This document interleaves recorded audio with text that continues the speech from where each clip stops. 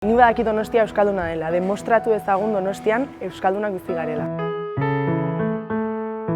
Madrilen bizi naiz, han ikasten ari naizelako, baina ni hemen Donostiko Aldezarrian hazi eta hezi naiz euskeraz. Eta, Madriletik itzultzen naizenean, nik euskeraz hitz egiteko gogoa dakat, euskera entzuteko gogoa, eta konturatzen naiz Donostin oso euskera gutxi entzuten dela. Eta hori berez, gu euskaldunok dakagun jarrera baten arazoa da.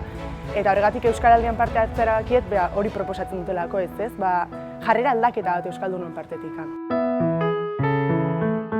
Hau bizi bezala garrantzitsuena dela batez ere, hori ez, buruan eukitzea euskeraz hitz egin behar degula, nahiz eta taberna baten, festa giroan, ikastolan, dena delakoa.